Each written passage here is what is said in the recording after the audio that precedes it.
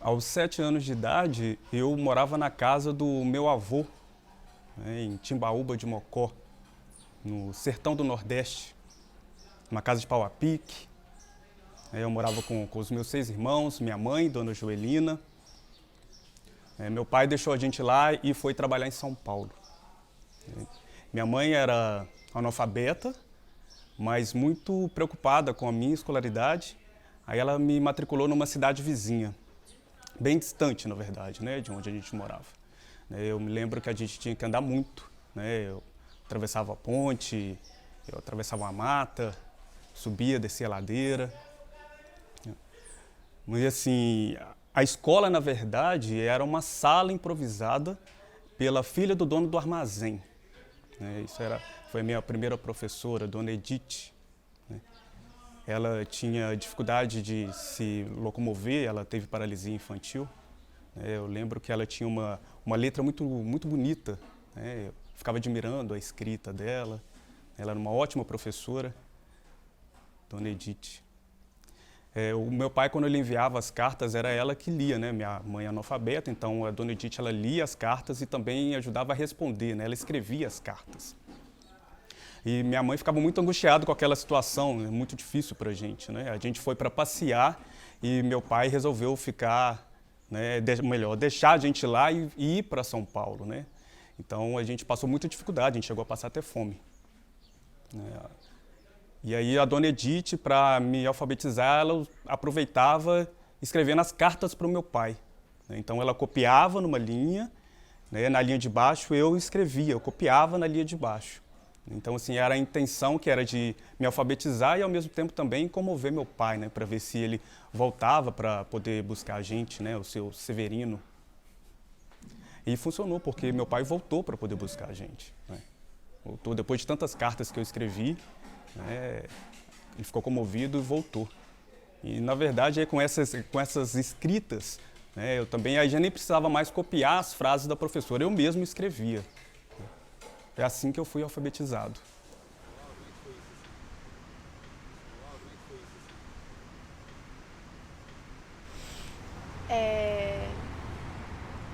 Eu me lembro que o meu estímulo por gostar de estudar veio do meu pai, assim, o Barretão, Walter Mendes Barreto. Eu lembro que desde pequena, assim, antes de começar mesmo os estudos na escola, ele me ensinava a contar.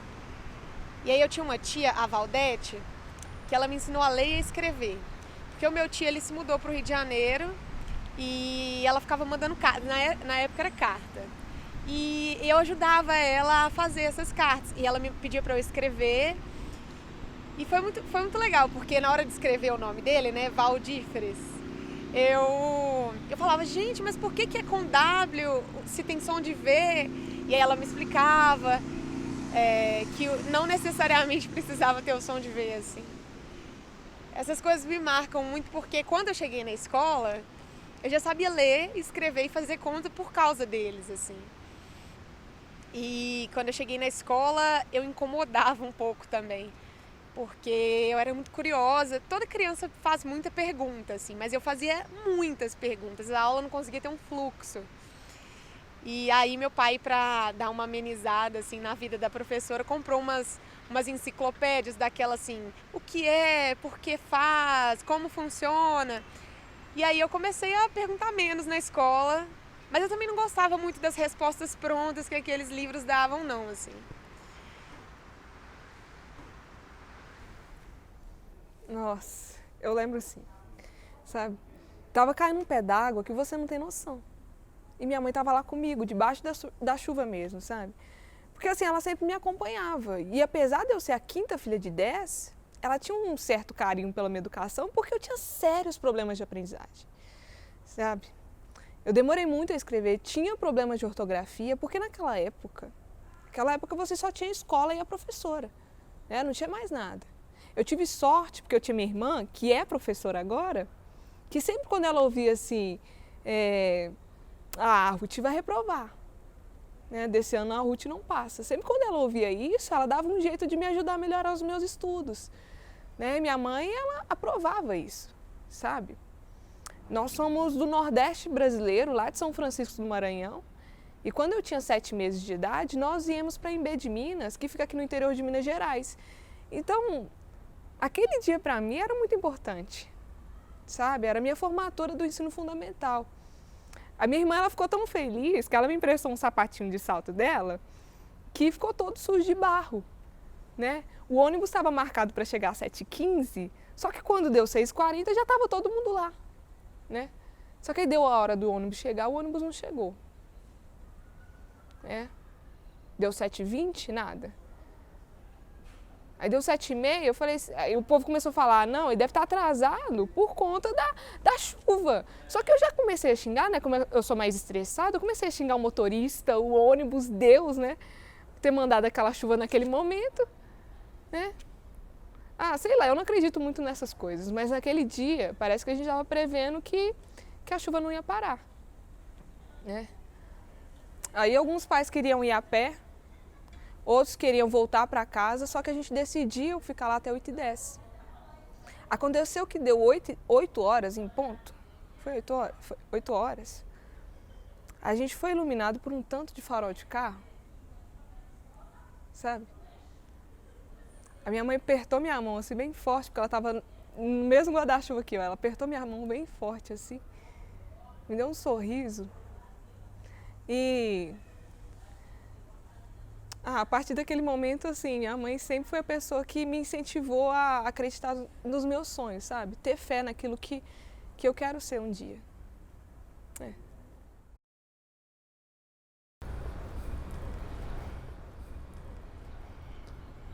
Então, em fevereiro de 91, eu todo dia acompanhava a ida e a volta dos meus vizinhos à escola, e eles sempre alegres, sorridentes. Isso me causou uma boa impressão da escola, assim, como um lugar de gente feliz. Naquela época, só as crianças de 7 anos tinham direito a uma vaga. Eu tinha 6. E eu queria muito aprender a ler. Eu já havia começado a tentar decifrar, assim, nas caixas de remédio, nos rótulos da caixa de leite ninho. Minha mãe se viu aperreada com tanta insistência minha. Até que ela foi lá falar com a professora e pediu que eu assistisse às aulas. Só que não tinha carteira sobrando. Eu tive de me alfabetizar de pé mesmo. Eu lembro que o método era da soletração. Eu fui aprender isso quando eu virei professora. Porque na época eu nem lembrava, assim, era palavra atrás de palavra. Na verdade, não eram nem palavras, eram sílabas e mais sílabas e eu aprendi, assim. Eu voltava para casa querendo ler tudo. Até onde não estava escrito. Eu lembro que o primeiro livro que eu li chamava As Aventuras do Aviãozinho Vermelho. Desde então, não parei mais de viajar.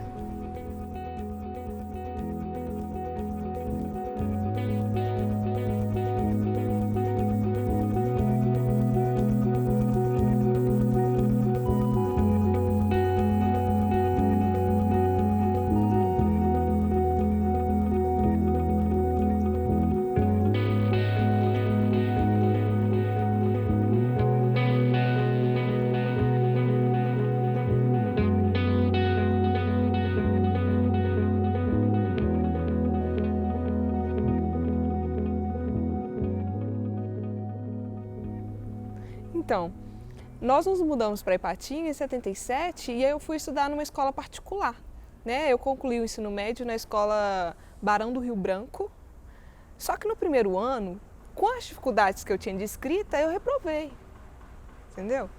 Eu ainda continuava muito fraca na escola. Com o passar do tempo veio a necessidade de trabalhar para ajudar dentro de casa, só que eu permaneci trabalhando e estudando, né?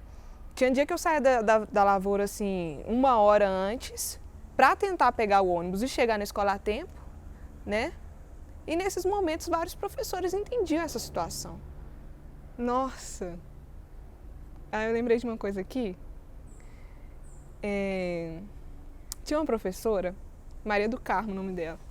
Ela foi, sem dúvidas, uma das melhores professoras que eu já tive, sabe? E olha que são muitos anos estudando, né?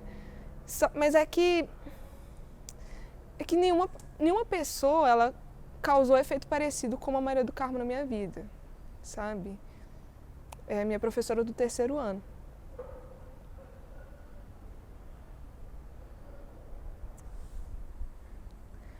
É difícil, sabe? Descrever em palavras tudo que ela era capaz de fazer naquele pequeno ambiente dentro da sala de aula, dentro da escola. A Maria do Carmo, ela transbordava possibilidades pra gente, sabe? Eu lembro, assim, dos meus olhos assustados, ouvindo ela falar sobre o porquê nós deveríamos valorizar, né, o trabalho dos nossos pais em manter aquela pequena escola particular ali em Ipatinga pra gente. E ela também falava sobre o projeto político de desmonte da educação que hoje, né, tá aí.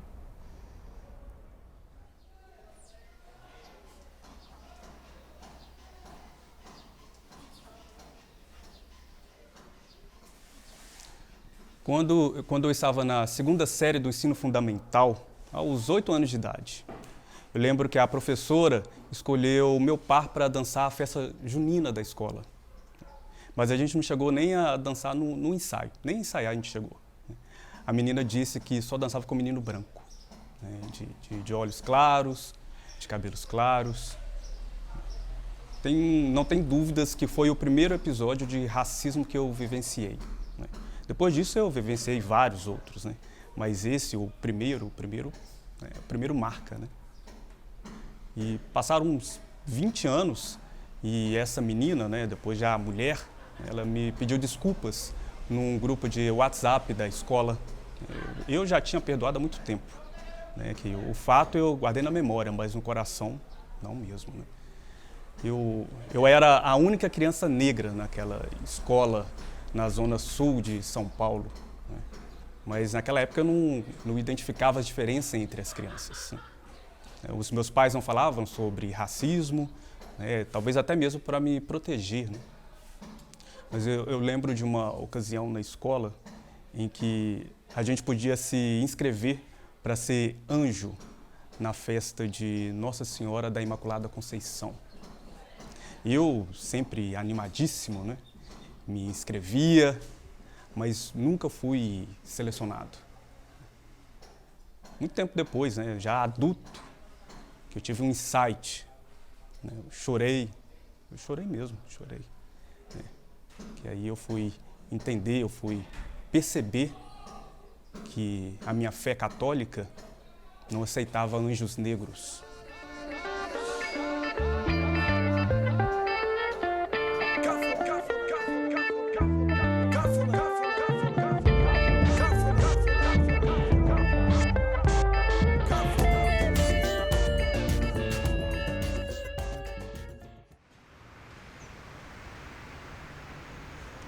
E aí vem o ensino médio, né? Eu alisei meu cabelo, que é uma época que a gente quer se relacionar afetivamente com as pessoas e antes não funcionava, assim, sabe? Aí eu até lembro de perguntar pra minha mãe, assim, o que será que eu faço? Por que as pessoas não se interessam por mim e tal? Aí ela me sugeriu de alisar o cabelo. Aí eu lembro como se fosse hoje, assim. Eu cheguei no colégio com o cabelo alisado e eu recebi uma cartinha nesse dia. Fiquei toda feliz, assim. Mas aí eu pensei, nossa, era realmente meu cabelo, sabe? Que era o problema, assim. E aí eu acordava pela manhã, lavava meu cabelo, esticava. Era massacrante, assim, sabe? É muito difícil não se sentir bonita, assim, com o seu próprio cabelo, assim. E realmente era uma época que o único cabelo bonito era o cabelo liso. Nossa.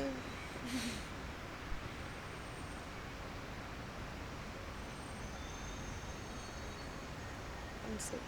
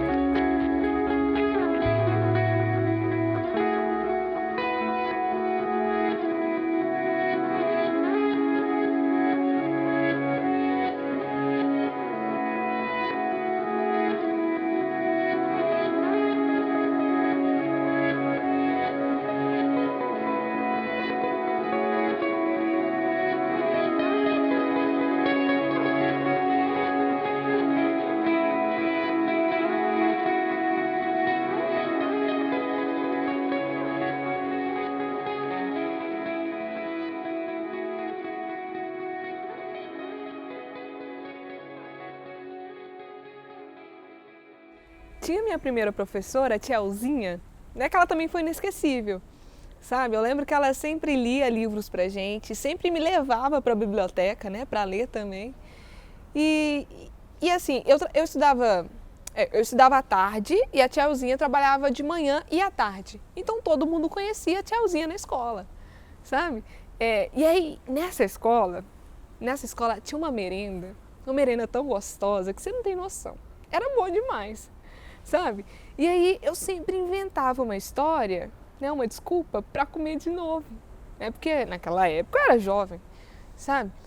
E aí foi que surgiu um caso interessante. A minha mãe, ela trabalhava na escola também, só que ela trabalhava na parte da manhã. E aí um dia conversando com a tia Alzinha falou que conheceu uma menina à tarde que ela sentia muita pena porque, segundo ela, a menina dizia que a mãe trabalhava demais, né? E aí, por isso, a tiazinha dava mais comida para essa menina, porque ela sentia pena da menina, né? E aí, um dia, menina, essa menina decidiu ir lá na escola de manhã. E adivinha? A tiazinha chamou minha mãe para mostrar a menina e era eu. Nossa Senhora, mas a minha mãe, ela queria me matar. Você não tem noção. Minha mãe queria me matar, ela não sabia onde que ela enfiava a cara, sabe? Foi muito engraçado, né?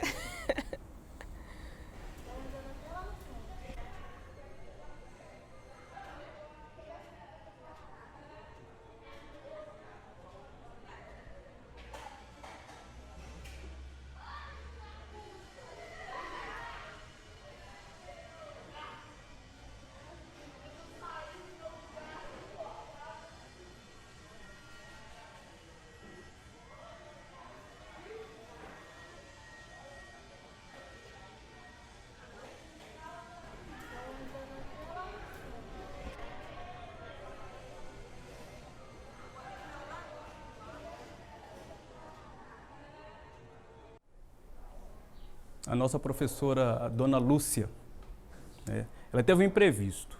Ela teve que se afastar da escola por motivos de saúde. Aí chegou a professora substituta, né, dona Maria das Dores Fonseca. Era uma professora magra, cabelo bem escuro, usava óculos. Né. No início foi rejeição total da turma, né? Todo mundo já estava acostumado com a dona Lúcia.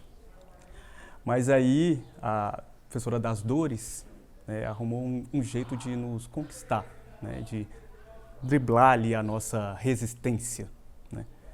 Ela se propôs a ler um livro para a gente, era o Cazuza de Viriato Correia, né. Mas aí também tinha uma condição, né, que a gente deixasse ela dar aula, né, e que a gente não fizesse bagunça, nem tivesse brigas, nem desrespeito em sala de aula. Caso contrário, nada da leitura do livro nos últimos 30 minutos da aula, né? E se tivesse a bagunça, a gente ia embora para casa sem saber um pouco mais da vida do menino Cazuza. Né? Essa era a condição. Não, e ainda também, né? Quem fizesse bagunça, depois a gente caía em cima também, né? Por causa disso. E assim, a professora das Dores, né, fazia essa leitura para a gente, né? Com aquela voz doce, carinhosa, né, e com entonação, com entusiasmo, com alegria. Ela conquistou a gente. E quando ela conquistou a gente, ela teve que sair da escola, né. Aí a dona Lúcia voltou, né, para o cargo dela de professora, né, e aí foi uma tristeza total, né? Tristeza total, foi choro, pirraça. Para mim foi assim, foi um abandono que eu não superei até hoje, vou falar assim, né? Mas assim, mas tem um motivo, né? Você pensar aqui, ela foi embora antes de terminar de ler o livro pra gente. Realmente assim, eu já li o livro várias vezes, já li o final várias vezes, mas não guardo assim, né? Não marca para mim, né? Aquilo ali perdeu o sentido para mim. Assim, quando eu começo a ler, a voz que vem para mim é aquela voz doce, carinhosa, amável da professora, né, Maria das Dores Fonseca. Realmente marcou. Inclusive, até vou falar diretamente para ela. Assim, fica à vontade. Professora, muito obrigado por tudo. Muito obrigado mesmo. Menos por não ter terminado de ler o livro para nós. É isso. A lembrança mais marcante que eu tenho foi em Várzea da Palma, Minas Gerais, em 2005. Eu era professora de geografia das turmas de 9º ano. Tinha a turma de matutino e a turma vespertina. E era na Escola Estadual Geraldo Sanguinetti. A turma de vespertino morava na periferia, um pouco distante assim da escola, e tinha uma lotação que buscava eles e levava. E era a véspera da formatura das duas turmas.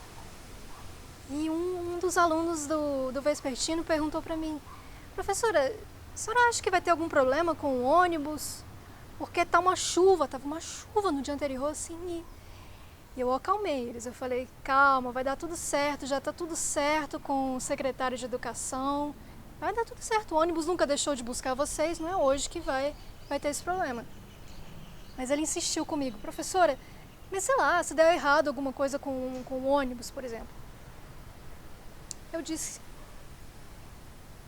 pedi que confiasse em mim e que esperasse debaixo do pé de pequi, que eu ia dar um jeito.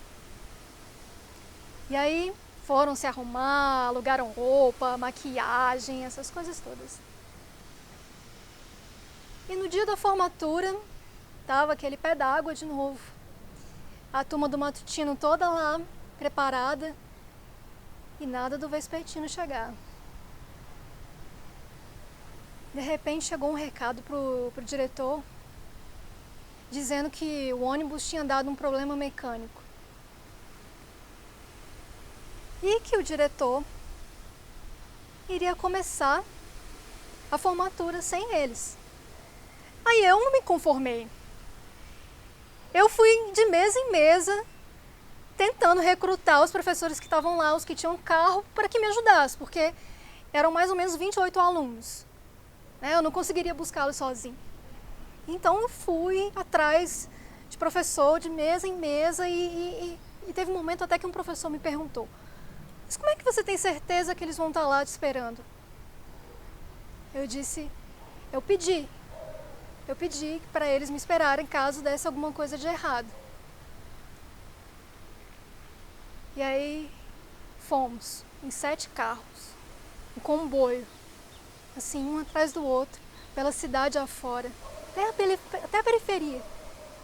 Aquela chuva, debaixo daquela chuva. E aí, quando a gente chegou lá, que o farol iluminou, assim, os rostos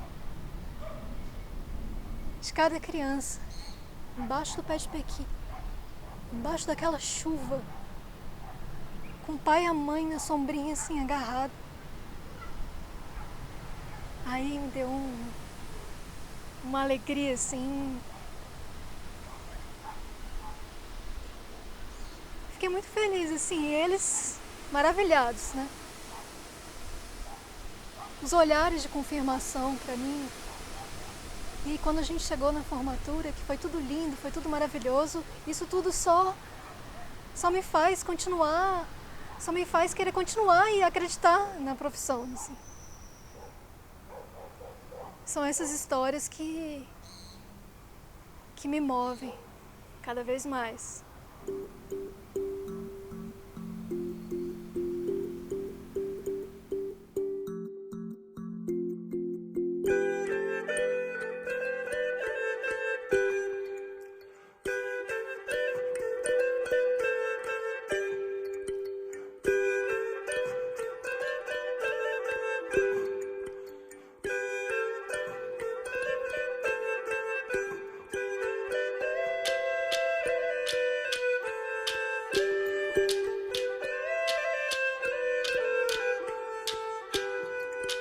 Eu tentei compreender a costura da vida, me enrolei, pois a linha era muito comprida. Oh, eu tentei compreender a costura da vida, me enrolei, pois a linha era muito comprida. E como é que eu vou fazer para desenrolar? Para desenrolar, mas como é que eu vou fazer para desenrolar? Para desenrolar, mas como é que eu vou fazer para desenrolar? Para desenrolar, mas como é que eu vou fazer para desenrolar? Para desenrolar.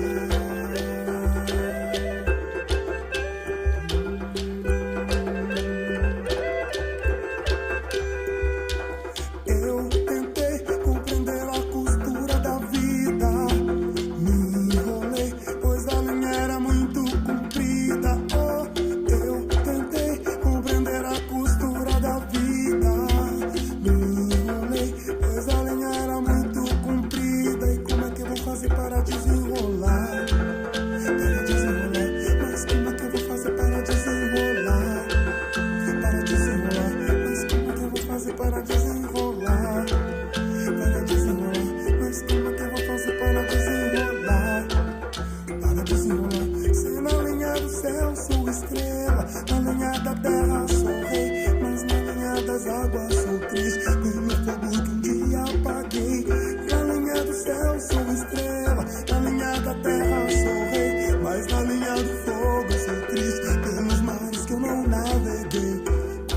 fazer para desenrolar? Para desenrolar, mas como é que eu vou fazer para desenrolar? Para desenrolar, mas como é que eu vou fazer para desenrolar? Para desenrolar, mas como é que eu vou fazer para desenrolar? Para desenrolar.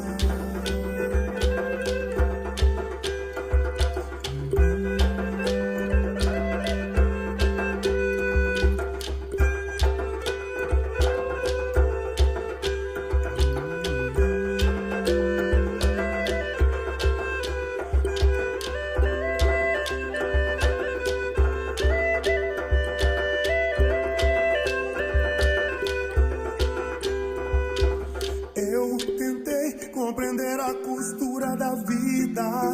Me enrolei, pois a linha era muito comprida. Oh, eu tentei compreender a costura da vida.